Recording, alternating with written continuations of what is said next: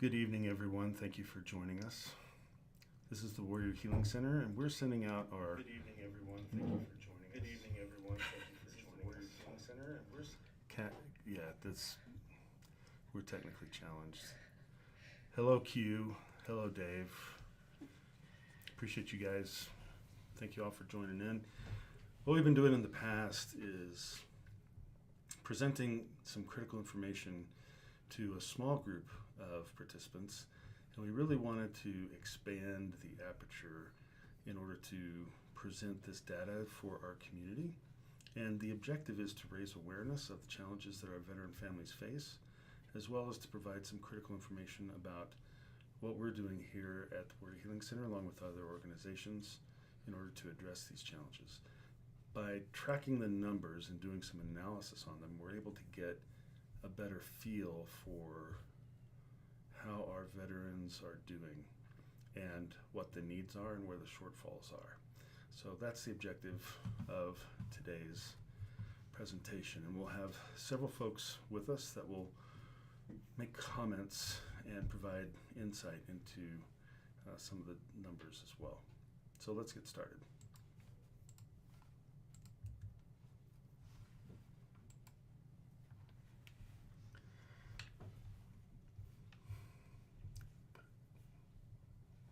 I want to see the video, make sure it looks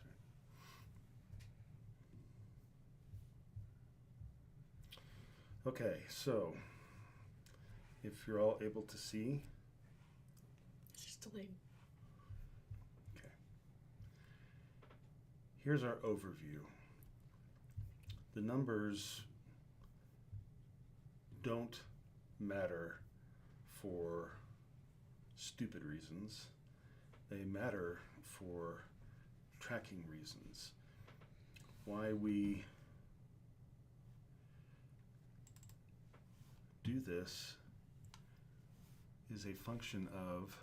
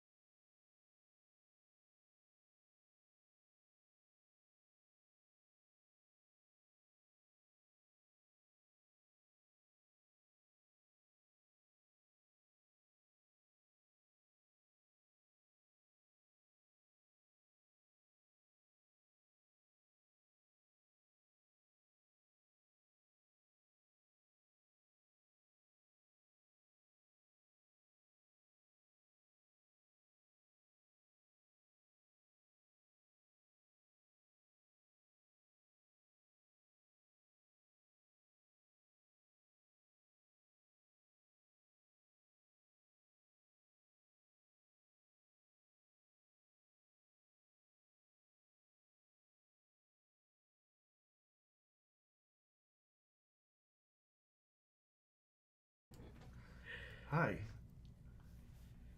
We understand that we've been talking and you've not been hearing. So, Welcome in, everybody. Apologies for our user problems here. That's not even technical difficulty. That is just because we joked about forgetting to turn off the mute at the beginning. That's what happened. So, can anyone out there hear? please confirm you can hear us. Thank you. And there's reverb, so we will adjust. How's that? Is that any better? Let us know. How's it sounding?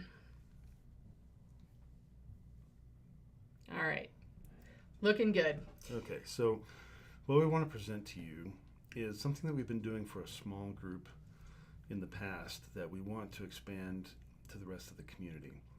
And that is our report basically on the current state of what we're seeing as veteran needs within the community. And using that set of metrics as a level of analysis for where the shortfalls that our community is facing. What are the needs? How are we addressing those needs? And are we doing it effectively? So this is something that we'll try to do every month in order to give our community a fuller picture of where we are within the veteran family community and the health of our veterans. So this is kind of an overview of what we're going to talk about today. We're good. Okay, good. And you're going to see a focus on the numbers. Now, we don't track these numbers for the point of anything other than leading us to understanding where the needs are in the community and to measure how effective we are in our objectives with respect to veteran suicide prevention. So I want to emphasize that this is going to give us the signal on where we need to look and how we're doing when it comes to taking care of our community's veterans. Now, this first slide, we're going to talk about intakes. And in order to really understand what we're talking about, we need to define that term intake and what the process looks like for intakes. So at the Warrior Healing Center, anytime we have a veteran come in seeking any form of assistance, we have a process that they go through so that we can listen to them and understand exactly what they're going through and pair them up with a team so that they're not fighting whatever crisis it is individually on their own. They have a team behind them. One of the first steps for that is for them to give us a little bit of information about themselves so that we have their contact information as well as what the struggle is that they're dealing with. On that intake, one of the most important questions that we ask is, what is your stress level?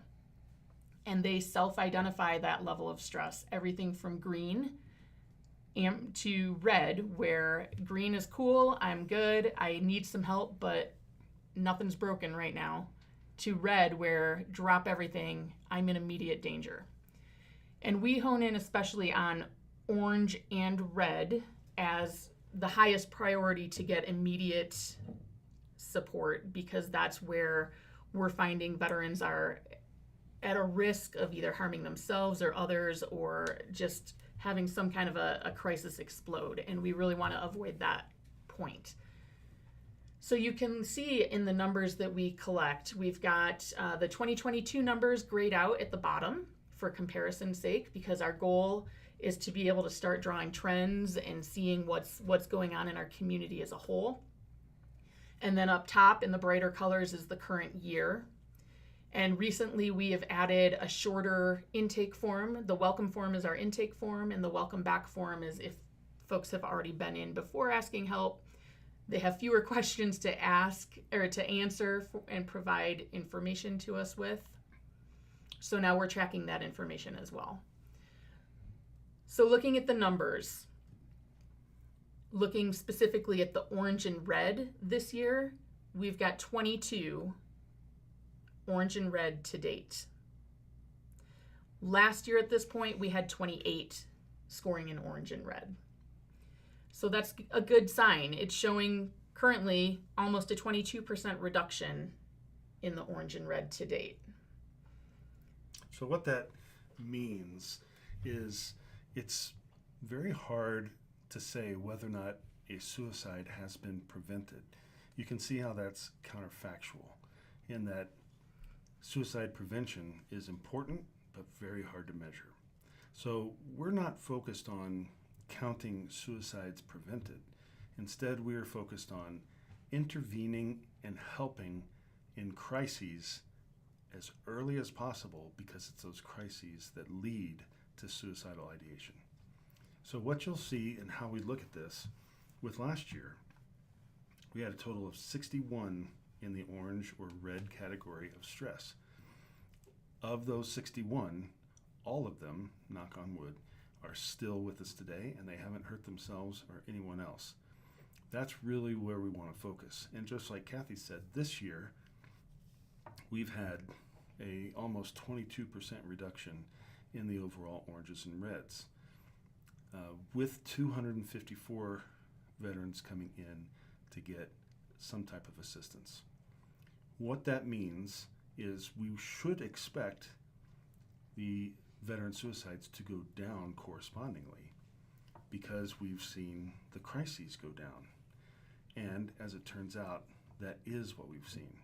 According to the Pima County Office of the Medical Examiner, in 2019 through 2020, there was an average of 12.3 veteran suicides in Cochise County every year. Last year, Through 2021, sorry. 2019 through sorry, 2021, 3 it was years. 3 years. That's correct.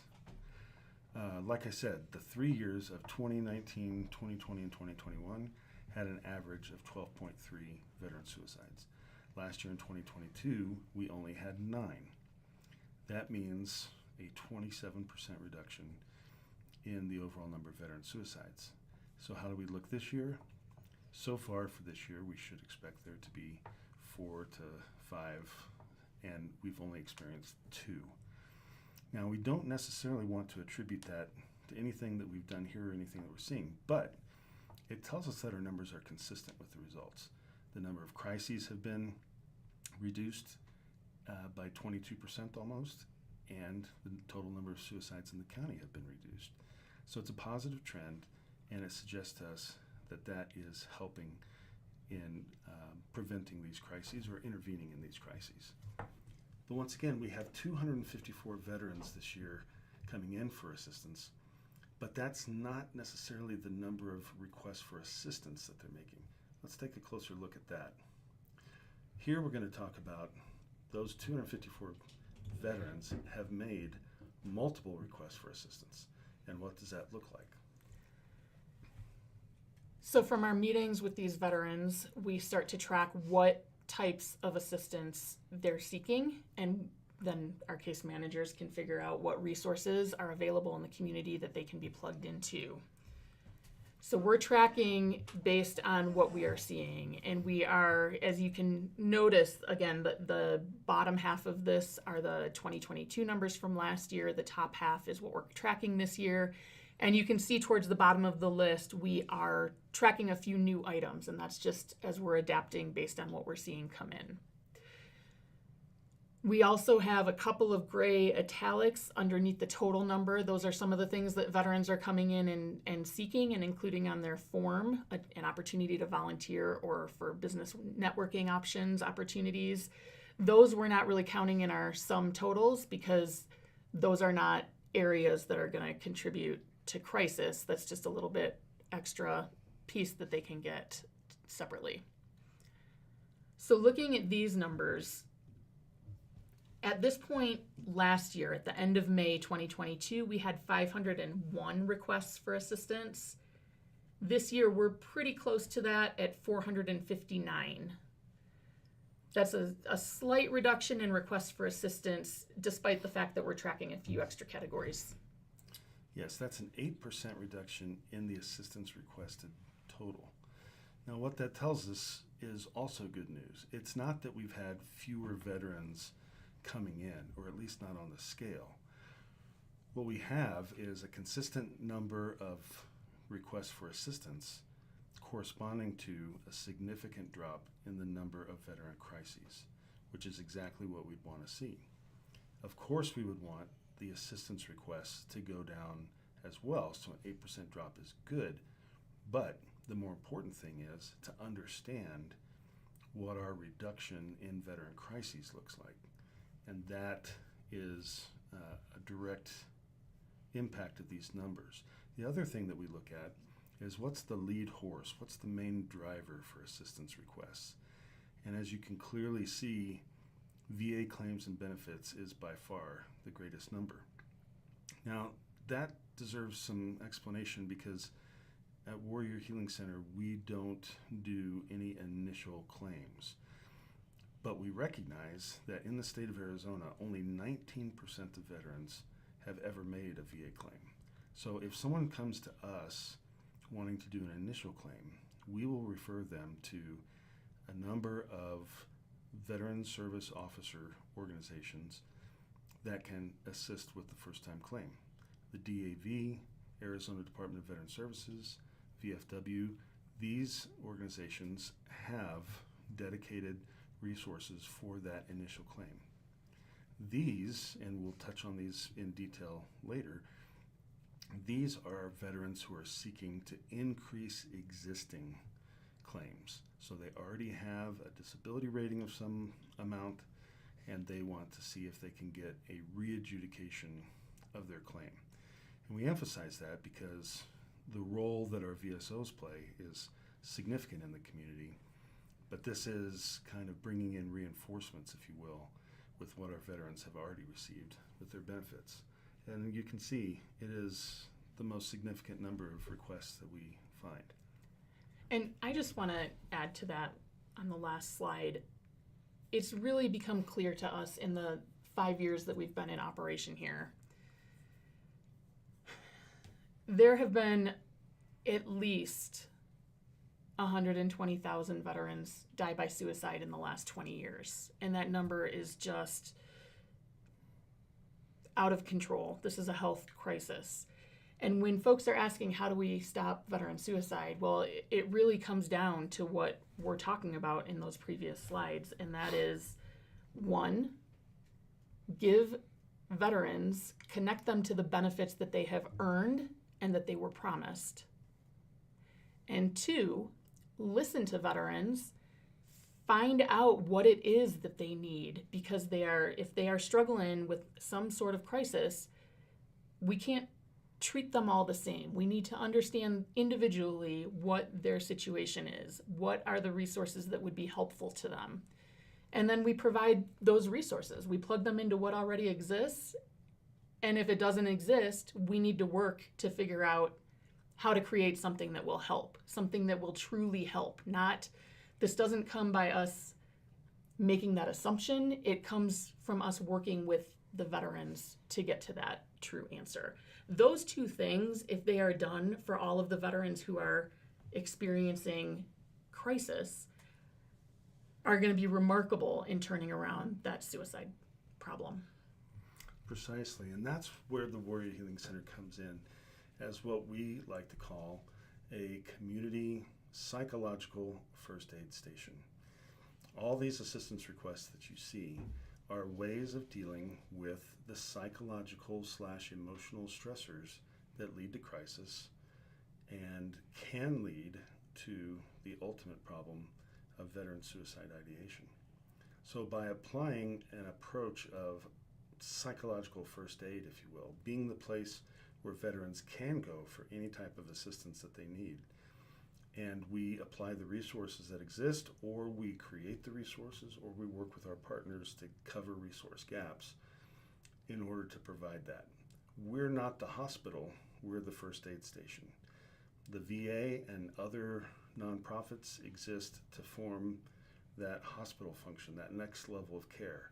But the single place for veterans in crisis to go, we conduct the triage, we conduct the analysis to figure out where they need to go for higher levels of care.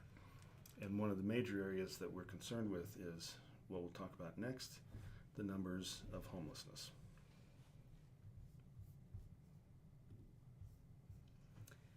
So on this slide, you can see the numbers number of veterans who have come in seeking assistance because of a threat or actuality of homelessness that they're facing.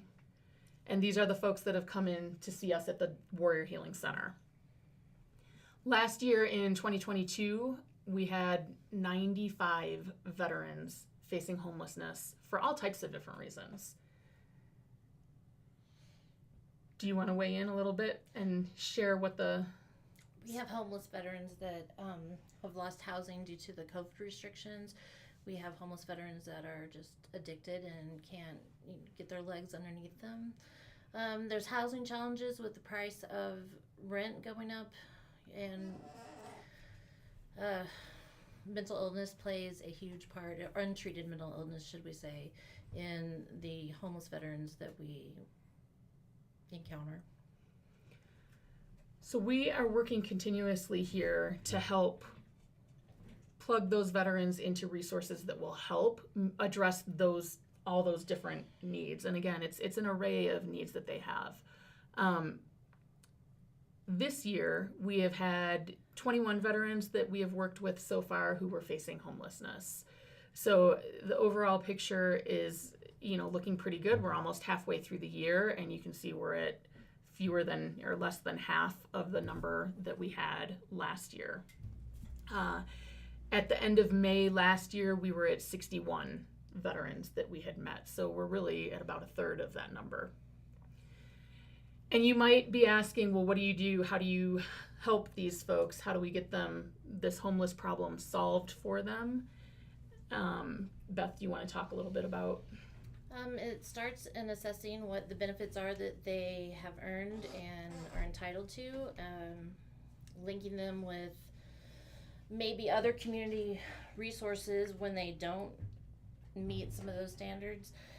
We sit and talk to them about the true struggles with addiction and lack of jobs and interpersonal relationship problems to make sure we're not starting them on a path that they're not going to be successful at.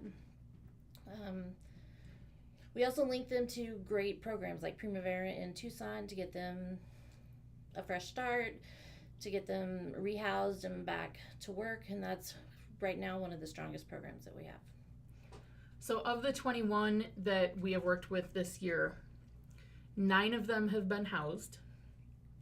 6 of them have declined the assistance provided in favor of lifestyle choice options, and that involves a whole array of things. Folks, there's a couple who actually are living in vans or buses at the moment, and that is the type of lifestyle that they find preferential to finding an apartment. We have one that was impacted because of a substance abuse problem that they weren't able to or ready to work on correcting. We've got one that was given an apartment and then walked out of the apartment. So we're still working to try and figure out how to help solve that issue. There's another one who is struggling with mental illness that probably needs a certain level of medication in order to be able to handle living in an apartment. So we're working through that as well. We've got 5 that we're currently still in process of trying to house, and we have 1 who we have lost contact with, and so we're constantly on the lookout and chasing. We know that person needs help, but they give us contact information and then their phone number no longer works at times, so it's always a challenge to meet those needs. So with the 9 that were housed and 5 to 6 that are in process, you're looking at between 14 and 15 of the 21 so far that we've really made progress on for long-term housing solutions. Now, why is that important? Well, as you can probably guess, homelessness is one of those critical areas that lead to crisis, and so many other areas are connected to homelessness, whether that's food security or whether that's job security, healthcare. There's all sorts of tie-ins that are dependent upon the home situation. So we pay special attention to that and try to give it the consideration that it deserves because of that importance. Now, as we look at this and other crisis areas, it's important to remind ourselves of I think the overall reason for doing this. What's the problem that we're seeking to address? So in looking at that, the 2022 VA Veteran Suicide Report really talks about a small decrease in the total number of veteran suicides in 2020 from 2018. But they really ignore some critical pieces of information. It's not that they don't note the pieces of information, it's that they don't include it in the analysis. And that's why we have kind of pulled that report apart and taken a look at some of these areas, because the picture is really quite more shocking than just a 300 number reduction.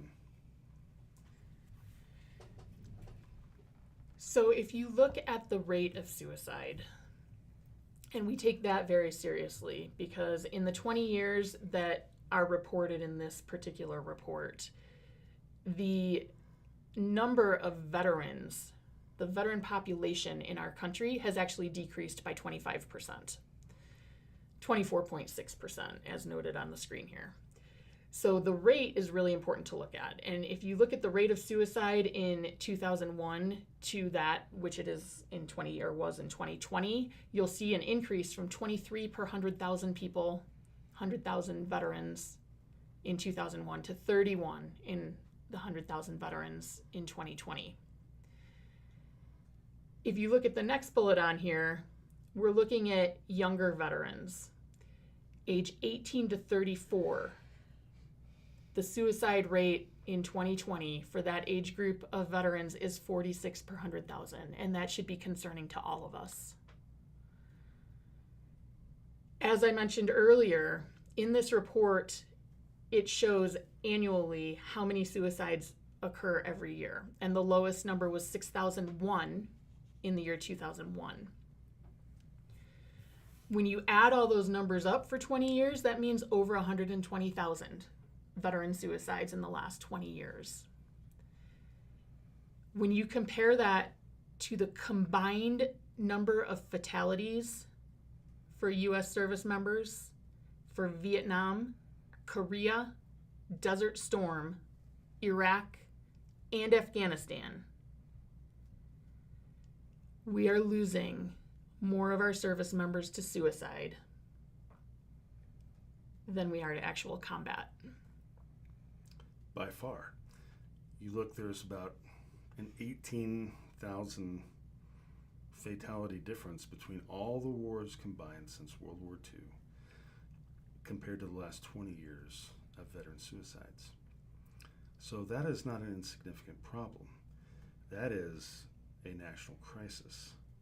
And it's insufficient for us to just look to the VA for solutions. Instead, we want to do smart things within the community to prevent the crises that lead to this. We believe that the action to turn this around that is needed takes place at the community level. We need to know who our veterans are and understand what they're going through, recognize when they are struggling, because the reality of the matter is a lot of our veterans have served. How many years has it been that we've been in conflict and war? So a lot of our veterans are struggling with PTSD. A lot of them are struggling with depression. A lot of them are struggling with a whole array of issues developed because of their time in combat. So we as a community need to know who our neighbors are. We need to know who our coworkers are. We need to know our friends and understand those who are veterans, especially because veterans are twice as vulnerable to suicide than the rest of the community. We need to be having our finger on the pulse there and be ready to respond when we see that there's trouble or sense that there's trouble. It is the community that can sense that and that can help provide hope, that can know where the resources are and who can plug those veterans into the resources in a timely fashion. And more so, as mentioned earlier, if we can catch those developing crises earlier, Maybe we can plug veterans into resources before crisis happens. And that makes all the difference, because we don't want to wait until there's a firearm at the side of the head before we're stepping in to rescue somebody or save somebody. We want to make sure that they have what they need to live their best lives. We want them to have the resources that are necessary so that they don't fall into this pit of hopelessness because they just don't have the resources in order to live a life well. So that's where community comes in. We need to be able to provide that hope, because veterans with hope are not veterans who are going to take their own lives. And how are we doing as a community? If you look there at the 31 per 100,000 suicides in 2020, what did it look like in Cochise County during that time? Well, Cochise County doesn't have a coroner or a medical examiner. And a lot of people don't know that. It is Pima County Medical Examiner's Office that handles those duties for Cochise County. And they were not tracking veteran suicides until December of 2022. At our urging, we really were trying to get that published so that we could ask that question. How are we doing compared to the rest of the country? And as was mentioned, the average number of suicides from 2019 through 2020 and 2021 was 12.3. Well, that's a rate of 61 per 100,000. That means that Cochise County's veterans historically have been at twice the risk of suicide as the rest of the country. That should catch our attention. We are a county that's rural. We don't have a whole lot of resources. And everyone who's studied suicide has noted that rural areas are at a higher risk than urban areas because of those resource shortfalls. So that gives you some insight into how we're trying to approach this problem and why. Historically, we have been at a much higher rate of risk to our veterans, and most people don't realize for Sierra Vista, it's the number 3 city in the country for veteran population density, the number 1 city in Arizona. So we have a substantial veteran population, and clearly they're at a much elevated risk.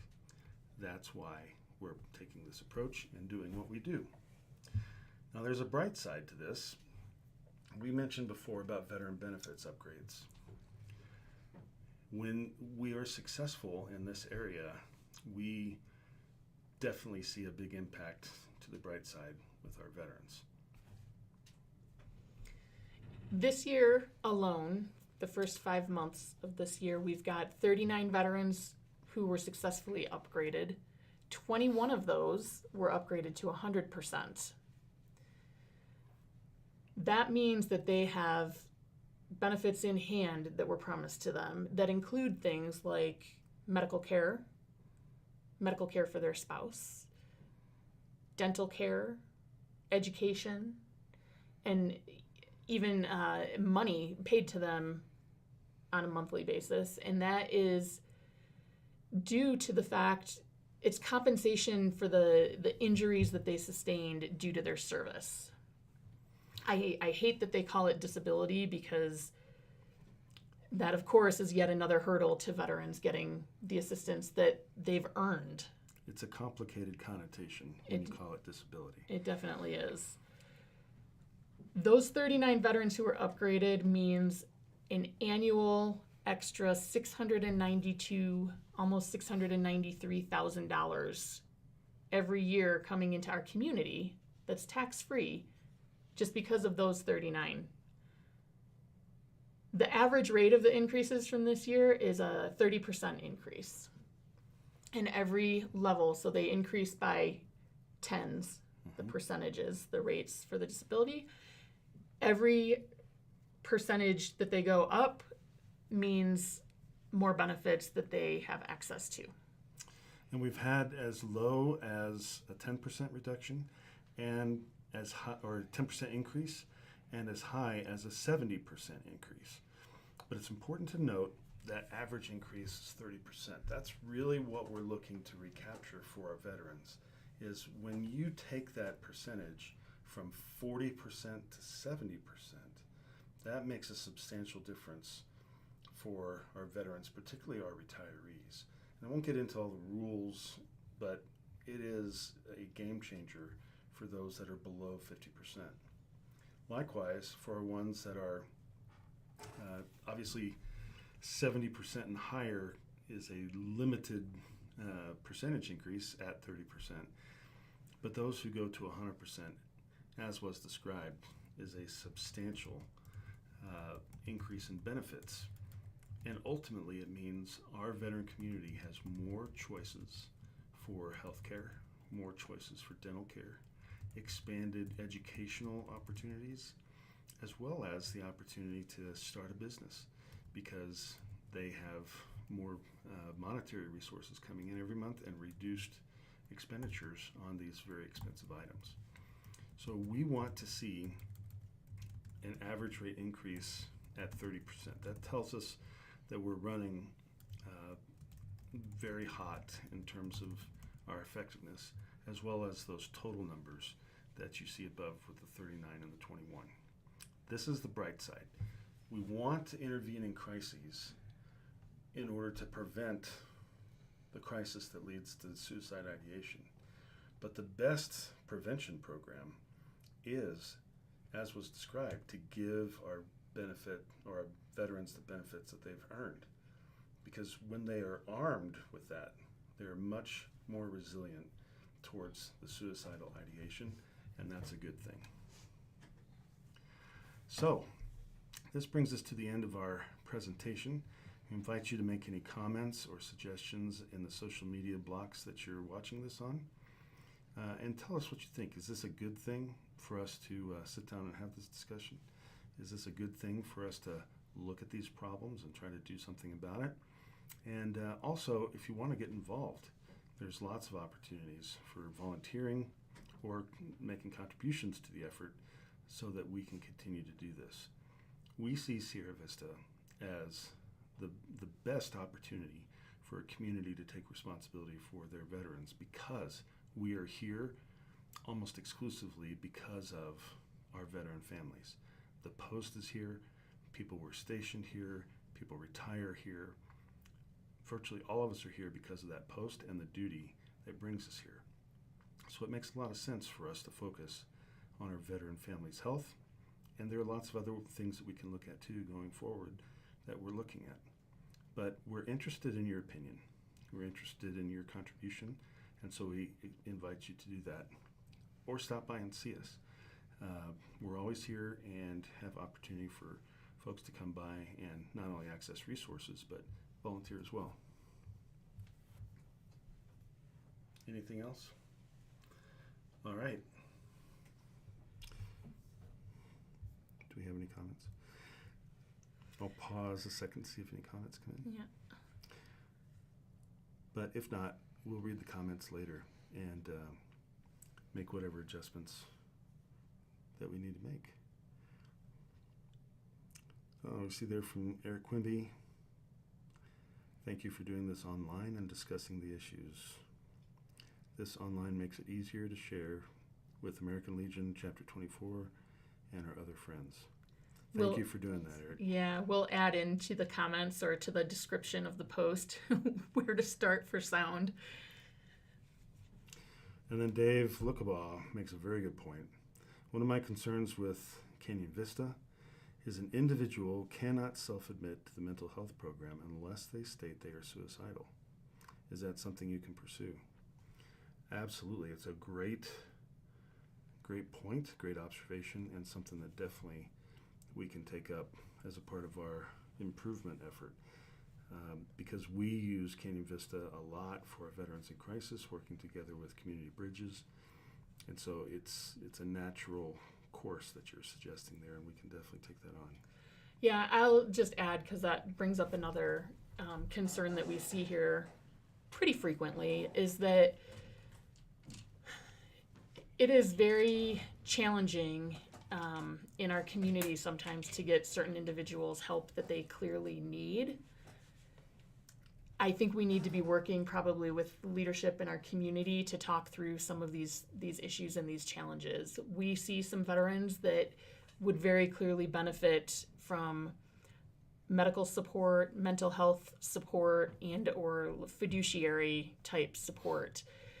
But in order to get that applied, sometimes we have to overcome a lot of hurdles, including having the veteran themselves on board to receive that assistance.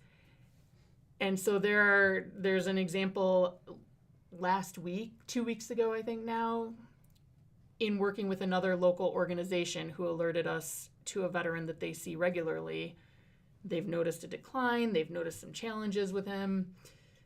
We ended up working with him because he's a veteran, and he, gave us one presentation that we worked very hard to get him in front of folks that could provide a diagnosis potentially that was needed in order to move and progress to the help that is necessary for him. But it was really interesting once in front of the provider, it was a completely different presentation by the individual. Yet what is seen by folks trying to help in the community, more than one organization looking to help this individual out, is this is somebody who is struggling to make it through the day, who is struggling to be fed with enough nutrition to keep healthy, struggling to take care of his place and keep it livable. So these are situations where it's really tough because we have to work within the systems that are available to us and that we have. But definitely we've seen that on enough occasion that we need to find a way to kind of grease the skids where feasible so that it's not a continuous merry-go-round without a solution ever happening, and instead it's just a lot of stress on both the individual and the folks that are trying to help. Exactly. And just as a end note, we want to give a shout out to all of our volunteers. It's important to note that no one at Warrior Healing Center is paid. It's 100% volunteer, and it's 100% supported by contributions within our community. So really, our veteran community owes a debt of gratitude to our community for their support, and we have over 80 volunteers on the team here that are making it all happen. So for those of you that are watching, we really appreciate you. We couldn't do it without you, and we just want to thank you for your effort. And anyone else who's interested in joining, we invite you to do that too. And Eric Quimby says Warrior Healing Center is a great tool to help with depression and other issues. They can get you in the right place, so thankful they are here. Thank you, Eric. We feel the same way about you and the American Legion team. Just really appreciate all your support. So much of our support comes directly from ALR 24, and in particular the motorcycle riders of ALR 24, which we just love so much and really appreciate everything that y'all do for our community. We literally could not do it without you. Well, and the other piece of that too is what we're really aiming towards, and that's something that we're seeing a lot of progress in and towards, but we still have a ways to go, I think. And that's really getting all the veteran service organizations within the county involved in this and working together and sharing information and sharing resources and ideas, because it's going to take bringing all these veteran brains together to really care for the veterans who are struggling. And so if you guys are interested in talking at all or figuring out how we can gather more numbers, more information from the things that you're seeing outside of Warrior Healing Center, we are very open to talking about it and continuing to make strides forward so that we can share with the community at large the numbers that we're seeing all across the community, everywhere from Sierra Vista out to Wilcox, Benson, out to Douglas across town.